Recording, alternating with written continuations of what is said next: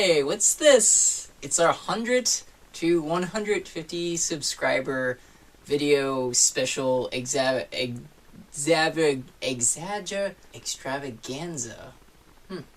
Maybe I should just call it a gabaranza. I just wanted to say how happy I am that there's at least some people in the world that like to hear what I say. So I just definitely wanted to extend my gratitude for everyone who is subscribing or checking out my books. Somebody's listening. Somebody likes it. The wine I am currently drinking comes from a bottle which I purchased using YouTube ad revenue. Yes, I bought an entire bottle of wine with all the ad revenue. What a responsible finance expense that was. I'm already one glass of wine in, so I thought of a couple different things I wanted to do for this video, and what I ended up deciding on was just reading a couple excerpts from my books. And it's kind of a drinking game because every time I'm done with an excerpt, I'm gonna keep drinking? I don't know. What I wanted to do for this video is read these excerpts in really like kooky different Australian accents. You know, the kind that I like to do all the time when I've had too much to drink, as all my friends know. But I thought that would be a little hokey for now. I might do some kind of accent video in the future, and I have some other neato ideas for like author 2 videos and stuff. Jesus, I'm so sorry. He said I was not supposed to open this bottle of wine, that I was supposed to just leave it corked for a very long time. But I wanted to drink it. I couldn't help myself. Where I'm from, you know, just buy a bottle of wine and let it sit. Also going to be shooting a 25-ish question tag video that's going to be released at the same time as this video, so if you want to check that out, it's right here. Going to assume since people like watching me, they will also like watching me answer questions. So the first excerpt here is from a novella I wrote that comes in the Freckles Over Scars short story collection called I Play Pool. The main character is enjoying a summer with a suspended license. Haha, not much to enjoy there, huh? Anyway. It goes something like this. In no time at all, we had Gordon in the car. He never made it to Sonic, even though he legit lived 2 blocks away from it. And they were ordering their poison-fried stuff, while I was still famished after what I'd brought with me. Then I found a Cliff Bar in my bag, remembering I had saved it for my future self. Thanks, past self, I said, thrilled. Only flaw was that it was melted. It was so good, and I was so blitzed that I licked the wrapper. Thank God. It was 20 grams of protein. Sure, I could have ordered some crappy Sonic food, but I'd feel shitty and not really full. Just a fake fullness, of which my friends are still unaware of. I was about to talk about other things when I saw our rollerbladed server. I took another sip of Captain Morgan's from Gordon's flask. As she approached, she didn't see me drinking hard like I tried to time it. What she saw was me chilling in the car with Janet Jackson on loud. Drat. She was some kind of good looking. See, this is what I was talking about. What am I supposed to do? Hire Anita as a chauffeur? Fuck that. I had no idea who she was. The server came over with the food, and I said, thank you. Under the pale but shiny light, I saw her smile, and it was neat, even though it was a forced work smile, most likely. Then I realized I was drunk, and I didn't know that my face showed my thoughts. I liked her face, even as it turned and rolled off with the rest of her delivered food, the junk garbage chicken balls. Damn, it took too long to flirt with her. Roll girl. Neither of them asked how I'd been holding up without a license. They didn't think to ask, I guess, but it's fucking rough and taking forever to get it back. They do hint about Carrie, but I got quieter. No car, no girl. Anita and Gordon were enjoying their dripping, nasty, mad cow flesh. It seemed to turn on Gordon's zaniness, and that in turn created a zany Anita. Once again, I don't know. Like Carrie. It made me want to destroy the universe. It's Jimmy! Gordon convulsed in his announcer character voice. For a limited time only, see fucking Jimmy. Healthy in the stomach, but icky in the heart. Sunday, Sunday, Sunday! This beats my bed, I said, and shrugged. It's true, because fuck beds when you can't fuck. Sleep. This beats my life, Anita brought up. Like, we know. Poor kids, Gordon said, and I could just hear the pity. He was so over the top, fun, and social. Anita was clearly scared enough of such an attitude as to never consider it a possible solution to her constant isolation. I told him this was great and all, but we needed to do something bigger. Epic. Like what? Asked Gordon. I don't know, I admitted. It's just, I went on vacation. On an adventure, really. And all that. I don't really want that to be my summer. Well, what do you want your summer to be? Asked Anita, who meant, Well, why the fuck aren't we good enough for you? Also, she was smoking a cigarette, one of Gordon's. She smoked now. I want to travel again. West Coast. Hustle pool games on the way. Flip off Walmart. Have good sex. Ride a roller coaster. Get on that raw food diet. Make a list, Anita suggested. So will I. Then we'll try to knock it out together. Just like that episode of Hey Arnold, testified Gordon. As we were about to head out to an old hangout by the high school, we heard, "Does somebody have a light?" It was some lisping, delicate weirdo walking up to the car. A short kid just a few years younger than us. That should have been it, but he was totally in drag. His hair was cut short and bleached blonde in a time when that Eminem/Linkin Park style was a decade gone. Nevertheless, he was wearing a blouse while not even trying to lady up his voice to fool us. Gordon gave the kid the lighter. The kid was also wearing makeup of a blue shade around his eyes. He must have put it on himself. A few steps behind him was a whole group of grungy kids. Or maybe it's grungy with a Y, or neither since it's all a made-up thing from Seattle anyway. I regret looking, but it was obvious that its junk had been tucked in. "You look great," said Anita for encouragement. That's all it took. The girl-looking boy leeched off that momentary attention and chatted her up for a while. She wondered why he dressed up and how did he get to look so great. He spit up some ideas about gender and norms. I'm chill about other people living their lives how they like, so long as I'm not involved. Specifically in this instance, any insistence that panties are better on balls than boxers. Anita made friends while Gordon and I accepted being stranded for now. Someone had wine in their trunk is what went down next. Then we all relocated to some place in the woods called the Shrine. It was this point of rocks and a sharp slope in the woods. I had a maximum sum of captains/Codwells/lack of sleep/hurt in my system. Between what I remember and what I was told the next day, it wasn't a great night for me. I was no champion of fun. The booze made me angry. I puked with people all around me.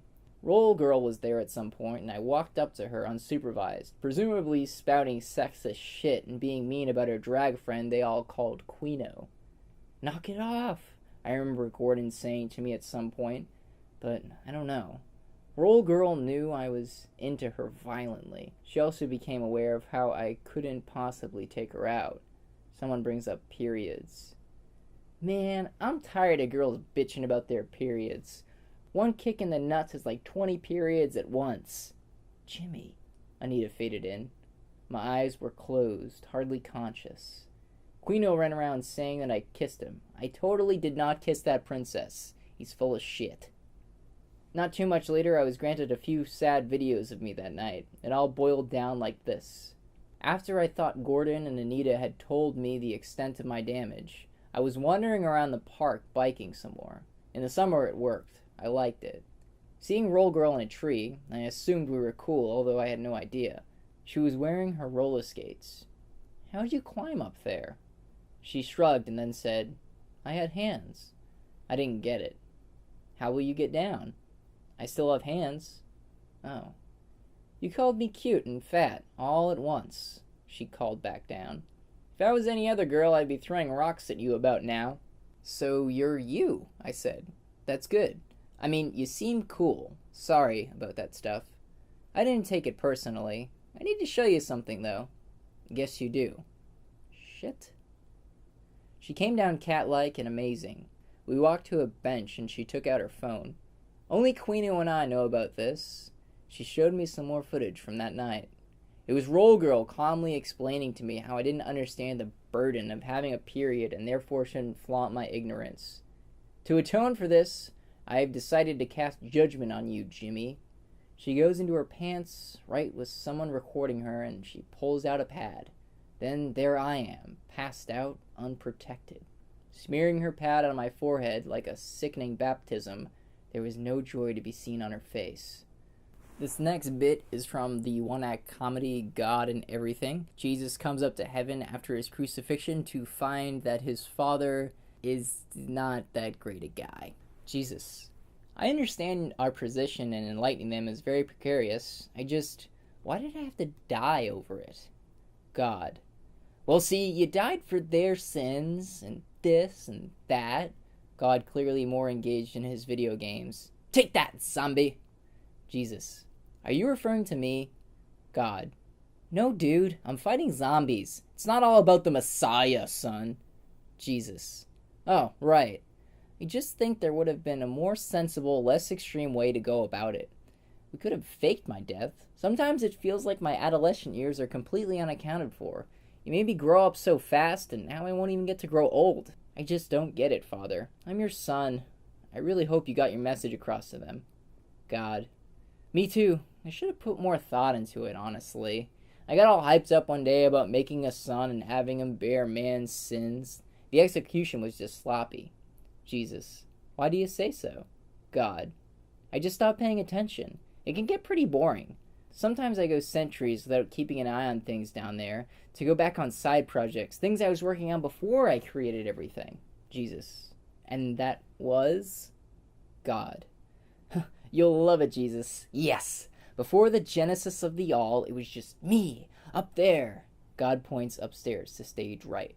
I played Sega, Sonic. He's this really fast hedgehog that can run on 2 legs. There are these jumps and ramps and obstacles, lots of fun. Anyway, I got somewhat overeager one day and decided to bring forth all that ever was, is, or will be. I made man in my own image, and woman in a much more beautiful image of that. But then they got all sentient with their free will and language, blah, blah. Jesus. Yes, I saw that when I was living there. Many do not believe you exist. God. Of course I exist. How could they doubt that? Jesus. It's not like you do anything to show it. God. Why should I? If that's how they want to do it, just wait until their judgment. They'll all be in line with all the murderers who believe in me and have repented. Then the non-believers will all go to hell and be like, what? It's not fair and shit. Jesus. You sound so spiteful for God. It's also irrational and illogical to pardon a murderer but not pardon a man just for doubting you. I had a lot of friends down there who just wanted you to approach them with signs. God. Me, damn it. Why are you getting so uppity? How was your 3-day stay in paradise? Did you get an adequate service? This is heaven. You're supposed to feel perfect. Jesus. It was fine? God. Fine? It should have been exquisite. I'm sending them straight to hell. Jesus. Father, this could be part of the problem. Hell is so, permanent. Can't you just give people a sentence or something? God. Psh, I'm God. I gave people the concept of sentences. Fuck them. They suck. Jesus. Didn't you say you made them in your own image? This next excerpt is from my transgressive road novella, This Never Happened Somewhere. I have a fractured polyamorous relationship on the road north, and they stop at one of their parents' house. And the parents don't like polyamory or something. For Bunny, Hudson, and Tamara, staying at my parents' relocated home in Harrisonburg, Virginia is rejuvenating. They sleep on a dusty pull-out couch in the basement. My mom is making them homemade banana bread, indeed treating them with all the honors and privileges reserved for guests in her home, all the while she fucking hates them. Not as much as she hates me, though. It feels like I'm diverting some of her hate for them. If it were just me gunning for May, I might have passed up my parents' house entirely. What are you even doing? She asked me earlier today. It's been 3 days. You're stalling, Gary. You know you're all crazy going north in this weather. I won't let you stay here much longer. I never asked that of you, I told her, turning away from her and looking out the side window of her Escalade. When we pulled up the dirt road to the house, we saw Bunny and Tamara giving each other an Eskimo kiss on the front lawn. What is that? What is that? My mother wanted to know. She threw her arm out towards the girls, and they missed it entirely. Bunny. That's Bunny. Like the animal. She likes pretending to be an animal, I explained. Bunny rolled around like a dog. Sometimes she even licked her wrists like a cat. That's something children do. It sure is, I said, satisfied with the statement. She had a very vague understanding of what we were. Honestly, it was just better that she thought of me as gay, so I never updated her. Things got worse when Hudson accepted some timid sniffs from Bunny. He reciprocated.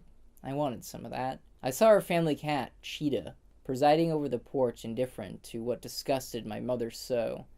We got him when I was 11, before the onslaught of my gayness came over me and my parents stopped wanting to know what I should name our pets. Cheetah was still kicking, even with some cancerous growth that made petting her smoke-gray fur a bumpy venture.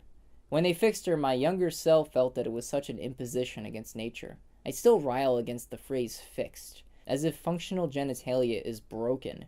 The term should be reversed to make sense, but I guess no one would want to break their cat.